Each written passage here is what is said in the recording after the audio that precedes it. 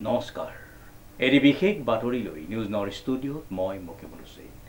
দক্ষিণ শালমৰাৰ ফকীৰগঞ্জ বুচাইবাৰীত ব্ৰহ্মপুত্ৰ নদীৰ প্ৰবল গৰাখহনীয়াৰ স্থায়ী প্ৰতিৰোধৰ দাবীত স্থানীয় ৰাইজৰ প্ৰতিবাদ। নিউজ নৰ এক বিশেষ প্ৰতিবেদন। দক্ষিণ শালমৰাৰ ফকীৰাগঞ্জ বুচাইমাৰীত ব্ৰহ্মপুত্ৰ নদীৰ প্ৰবল গৰাখহনীয়াত দিশহাৰা হৈ পৰিছে গাঁওবাসী ৰাইজ। উল্লেখযোগ্য যে ধুবুৰী জিলাৰ দক্ষিণ শালমৰাৰ ফকীৰাগঞ্জ বুচাইমাৰীত বহুদিন ধৰি অব্যাহত থকা ব্ৰহ্মপুত্ৰৰ খহনীয়াত নদীৰ বুকুত বিলীন বহুকেইটা পৰিয়ালৰ বাসগৃহ, খেতিৰ ভূমি, ধৰ্মীয় মছজিদ, মন্দিৰ আদিকে ধৰি বিভিন্ন শিক্ষা প্ৰতিষ্ঠান ব্ৰহ্মপুত্ৰ নদীৰ বুকুত জাহ যায়। ফকীৰাগঞ্জ বুচাইমাৰী ব্ৰহ্মপুত্ৰৰ নদীৰ প্ৰবল গৰাখহনীয়া স্থায়ী প্ৰতিৰোধৰ দাবীত স্থানীয় ৰাইজে এক প্ৰতিবাদী কাৰ্যসূচী গ্ৰহণ কৰে। গৰাখহনীয়াস্থলত ধুবুৰীৰ সাংসদ ৰকিবুল হুছেইনক গো বেক ধ্বনি দি হাতে হাতে প্লে কাৰ্ড লৈ তীব্ৰ প্ৰতিবাদ সাব্যস্ত কৰে অঞ্চলবাসী ৰাইজে। আজি আমি দক্ষিণ পাৰৰ আইৰকাটা অঞ্চলৰ সমূহ ৰাইজৰ উদ্যোগত এইখন নদীৰ পাৰত বুচাইমাৰী নদীৰ পাৰত আজি এটা ধৰ্ণাৰ কাৰ্যসূচী লৈছোঁ। আমাৰ মুখ্যতঃ দাবী হৈছে, আপোনালোকে ইতিমধ্যে দেখিবলৈ পাইছে যে আমাৰ এই দক্ষিণ পাৰ বিশেষকৈ আইৰকাটা অঞ্চল, নামাচলা, বুচাইমাৰী, ধাপানপাৰা আদি অঞ্চলত ব্যাপক হাৰে যোৱা বছৰৰ পৰা গৰাখহনীয়া হৈ আছে। যোৱা বছৰ ওহাব বাজাৰ এটা সম্পূৰ্ণ বজাৰ আছিল, ব্ৰহ্মপুত্ৰ নদীৰ বিলীন হৈ গৈছে। ইয়াতে কোচবাৰী এটা হাইস্কুল, আগত হাই মাদ্ৰাছা আছিল, পিছত হাইস্কুল সম্পূৰ্ণৰূপে বিলীন হৈ গৈছে আৰু কেইবাখনো স্কুল ইয়াত বিলীন হৈ গৈছে। আজি এই বছৰ আকৌ এই বানপানী অহাৰ আগতেই আৰম্ভণিতেই এতিয়াও বানপানী বেছি হোৱা নাই। ব্যাপক হাৰে এই ব্ৰহ্মপুত্ৰ নদীৰ বিধ্বংসী গৰাখহনীয়া আৰম্ভ হৈছে।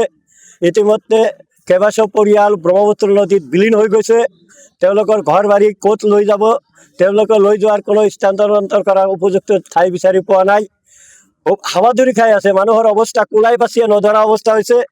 এনে পৰিস্থিতিত আমাৰ ৰাজ্য চৰকাৰে বিধানসভাত ঘোষণা কৰিছিল যে আমাৰ ৰাজ্য চৰকাৰে যে 73.31 কৰোৰ টকা ধাৰ্য কৰিছে নামাচলা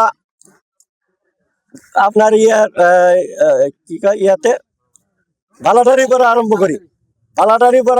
কৰি তাৰ 0 পইণ্ট বালাধাৰীৰ পৰা আৰম্ভ কৰি ফকীৰগঞ্জ নদী বান্ধলৈকে এই বিস্তীৰ্ণ অঞ্চল সেই টকাৰে মেৰামতি কৰা নদী বান্ধৰ কথা আছিল। আমি শুনিছিলোঁ জানুৱাৰী মাহত এইবছৰ আৰম্ভ কৰিব, জানুৱাৰী মাহ গ'ল, পিছত জনালে ফেব্ৰুৱাৰী মাহত কৰিব, মাৰ্চ মাহত কৰিব। এনেকুৱাকৈ কৰি কৰি আমাৰ নিৰ্বাচন আহি গ'ল। বৰ্তমান যিটো অৱস্থা হৈছে, প্ৰতিদিন গৰাখহনীয়া হৈ আছে। আমাৰ অঞ্চলত বহুত পালি নেতা আছে, তেওঁলোকে চাই আছে, কিন্তু নদীৰ পাৰত কোনো আজিলৈকে অহা নাই। আমি সেইকাৰণে সমূহ ৰাইজৰ উদ্যোগত আজি চৰকাৰৰ দৃষ্টি আকৰ্ষণ কৰাৰ স্বাৰ্থত আমাৰ বিভাগীয় কৰ্তৃপক্ষ, আমাৰ মাননীয় সংসদ মহোদয়ক আৰু আমাৰ ৰাজ্যৰ যিটো ৱাটাৰ ৰিচোৰ্চ ডিপাৰ্টমেণ্ট আছে, তেওঁলোকক দৃষ্টি আকৰ্ষণ কৰাৰ কাৰণে আজি এই ধৰ্ণা কাৰ্যসূচী আমি গ্ৰহণ কৰিছোঁ। আমাৰ দাবী অবিলম্বে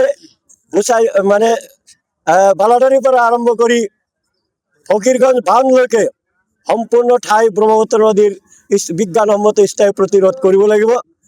লগতে এই অঞ্চলত যিসকল মানুহৰ ঘৰ বাৰী ভাঙি শেষ হৈ গৈছে, আজি তেওঁলোকৰ পুনৰ্বাসন উপযুক্ত ক্ষতিপূৰণ দিয়াৰ ব্যৱস্থা কৰিব লাগে।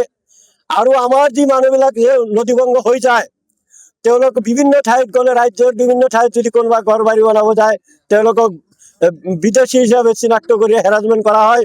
তেওঁলোকক উপযুক্ত প্ৰমাণ পত্ৰ দি বিহিত ব্যৱস্থা যাতে কৰে এই চৰকাৰে, এইকেইটাই আমাৰ দাবী। আজি আমি এইটো প্ৰথম পদক্ষেপ হিচাপে ধৰ্ণা কাৰ্যসূচী গ্ৰহণ কৰিছোঁ।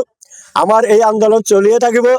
আমি আশা কৰোঁ যিদিনা বিভাগীয় কৰ্তৃপক্ষ যিটো টকা চেংচন কৰা হৈছে, অলৰেডি টেণ্ডাৰ কল হৈছে, এই টকাৰে যদি কাম আৰম্ভ হয় তেনেহ'লে আমাৰ কোনো কথা নাই, নহ'লে আমাৰ এই আন্দোলন দিল্লীলৈকে যাব।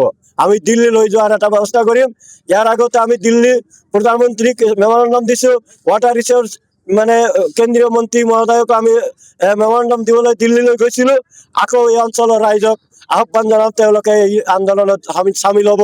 আমি আশা কৰোঁ ইয়াৰ আগতে যাতে এই অতি দ্ৰুত এই কামখিনি কৰাৰ ব্যৱস্থা কৰে, তাৰ কাৰণে চৰকাৰৰ ওচৰত দাবী জনাইছোঁ। ধুবুৰীৰ পৰা নুৰুল আমিনৰ ৰিপৰ্ট, নিউজ নাও।